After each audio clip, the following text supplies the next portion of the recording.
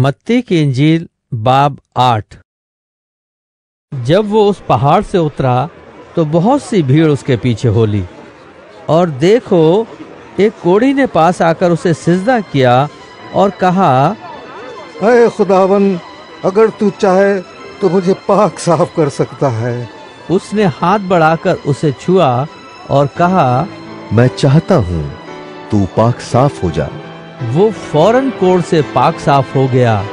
यीशु ने उससे कहा, खबरदार, किसी से न कहना, बल्कि जाकर अपने तई काहिन को दिखा और जो नज़र मूसा ने मुकर्रर की है उसे गुजरान, ताकि उनके लिए गवाही हो। और जब वो कफरनहूम में दाखिल हुआ तो एक सूबेदार उसके पास आया और उसकी मिन्नत करके कहा, ऐ खुदावन, मेरा खादिम फालिज का मारा घर में पड़ा है और निहायत तकलीफ में है। उसने उससे कहा, मैं आकर उसे शिफा दूंगा।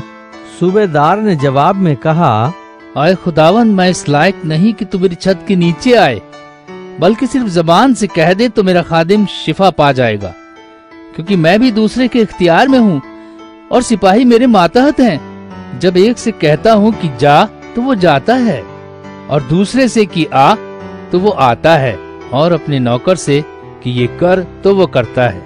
यीशु ने ये सुनकर ताज्जुब किया और पीछे आने वालों से कहा, मैं तुमसे सच कहता हूँ कि मैंने इस्राएल में भी ऐसा ईमान नहीं पाया।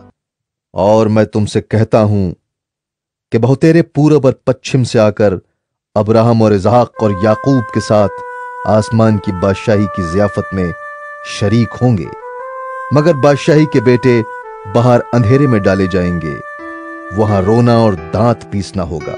और यीशु ने सूबेदार से कहा, जा, जैसा तूने एतकाद किया तेरे लिए वैसा ही हो।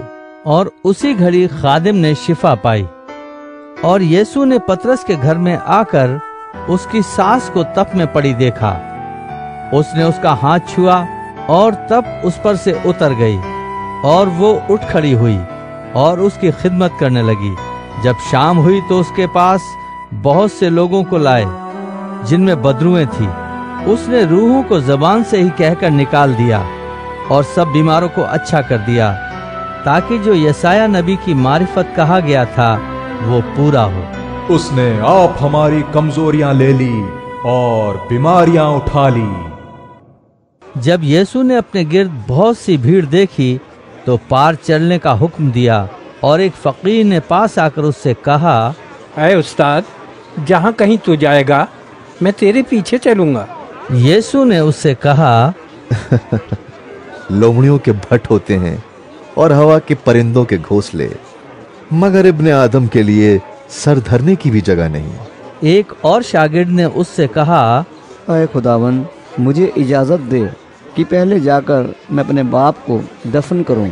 यीशु ने उससे कहा, तू मेरे पीछे चल और मुर्दों को अपने मुर्दे दफन करने दे।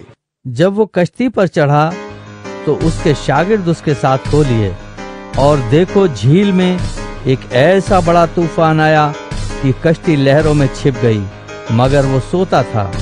उन्होंने पास आकर उसे जगाया और कहा, ऐ खुदावन, हमें बचा, हम हलाक हुए जाते हैं। उसने उनसे कहा, ऐ कम एतकादो, डरते क्यों हो? तब उसने उठकर हवा और पानी को डांटा और बड़ा अमन हो गया। और लोग ताज्जुब करके कहने लगे, ये किस तरह का आदमी है कि हवा और पानी भी उसका हुक्म मानते हैं। जब वो उस पार गदरेनियों के मुल्क में पहुंचा तो दो आदमी जिनमें बदरूएं थीं कब्रों से निकलकर उससे मिले। वो ऐसे तुंद मिजाज थे कि कोई उस रास्ते से गुजर नहीं सकता था। और देखो, उन्होंने चिल्लाकर कहा, ऐ खुदा के बेटे, हमें तुझसे क्या काम? क्या तू इसलिए यहाँ आया है कि वक्त से पहले हमें अजाब में डाले? उनसे कुछ दूर बहुत से सुअरों का गोल चल रहा था।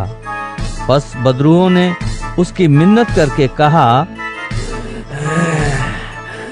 अगर तू हमको निकालता है तो हमें सुअरों के गोल में भेज दे। उसने उनसे कहा, जाओ। वो निकलकर सूअरों के अंदर चली गईं, और देखो सारा गोल कड़ाड़े पर से झपटकर झील में जा पड़ा और पानी में डूब मरा। और चराने वाले भागे और शहर में जाकर सब माजरा और उनका अहवाल जिनमें बदरुएं थी बयान किया। और देखो सारा शहर यीशु से मिलने को निकला और उसे देखकर मिन्नत की कि हमारी सरहदों से बाहर चला जा।